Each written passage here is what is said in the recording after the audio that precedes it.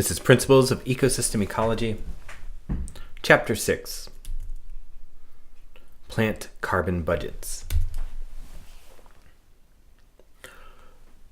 Plants are the primary organism that introduce carbon to ecosystems. They're the primary means by which carbon dioxide is taken out of the atmosphere, and they serve a whole host of ecosystem services. To better understand plant carbon budgets, we're going to take a look at some of the components of plant carbon budgets here. Now, the balance between carbon inputs through gross primary production and carbon losses through plant respiration and tissue turnover govern the carbon balance of plants. So when we want to think about the carbon balance of plants, we essentially are going to take an ecosystem approach, and we're going to take a look at inputs and outputs and how they affect the pools that are there. And in some cases, we're just going to think about the inputs. Other times, we're going to think of the balance of inputs and outputs to understand pools on different timescales. And in this case, with gross primary production being one of the main fluxes that we want to think about, that's total photosynthesis for a stand.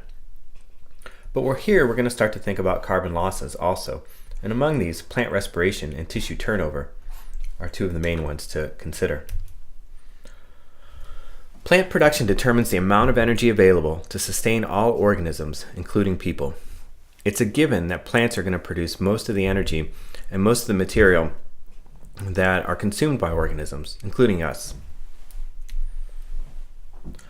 Of the losses of carbon from plants, respiration is one of the most important, and about half, so somewhere on the order of 50% of GPP, so of all the photosynthesis that happens and all of the sugars and starches that are produced from photosynthesis, half of those get respired away.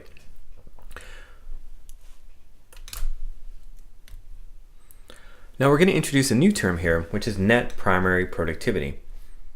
So before we were looking at gross primary productivity, and now we're looking at net. And so net implies that gross is going to be total inputs, and then we're going to subtract out some of the outputs to see how much is remaining.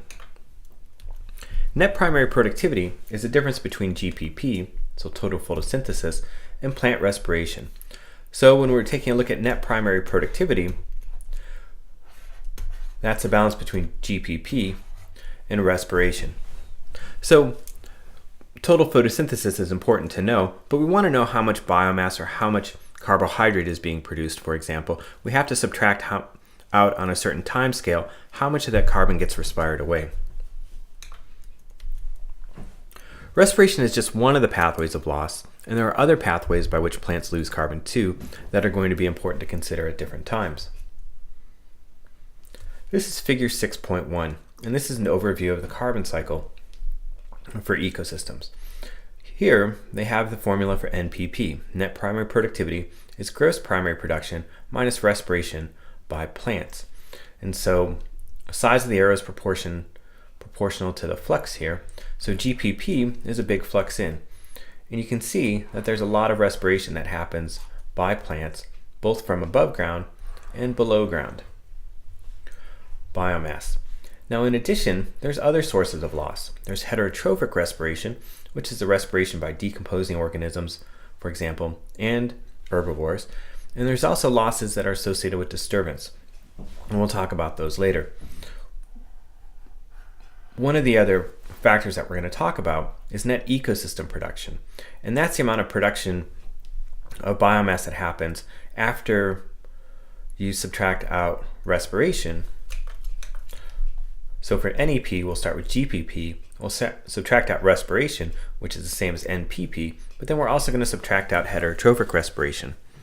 And that basically tells you how much biomass accumulates on an annual basis.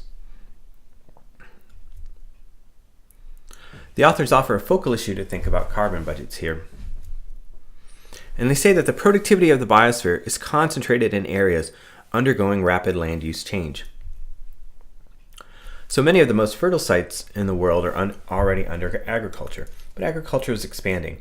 And in the past, there has been a lot of land use change associated with taking grasslands or forests and turning them into croplands. Well, that's continuing in other parts of the world. So for example, large portions of the Brazilian Amazon are being turned into soybean monocultures. These soybeans are harvested and then used at a later time, generally to feed animals for protein production.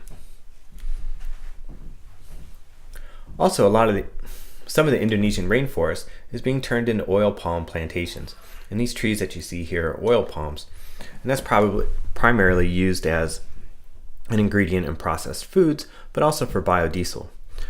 What's important to know is that these transformations are happening in some of the most productive parts of the world.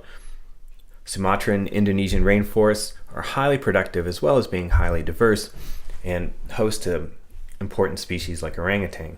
But when we're trying to figure out carbon budgets for the globe, we at one point would have said, okay, this area on the map would have been rainforest, but now it's being turned into palm plantation.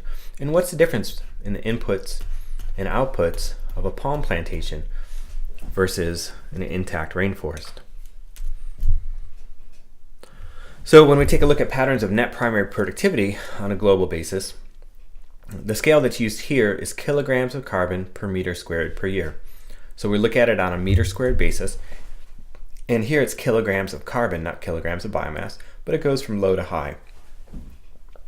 And you can see that some of these incredibly productive areas, some of the most productive, the hottest and wettest areas, are places too where there's a lot of land use change. There's already been a lot of land use change in some of the more productive parts of the world too. One of the things we'll go through is the correlations between climate factors and productivity, net primary productivity, but it's generally the hottest and wettest places that have the highest NPP.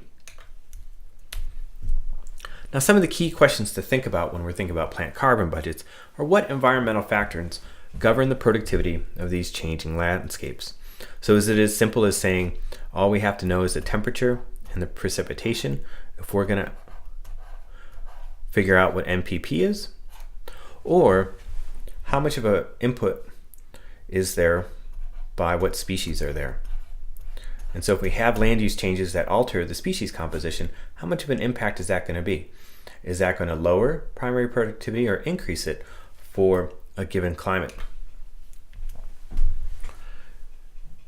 So if these species the native species are replaced by different vegetation, will they be as productive or will they be less? This turns out to be a really important question as we start to do these global carbon budgets and start to think of the consequences of changing vegetation in large parts of the globe.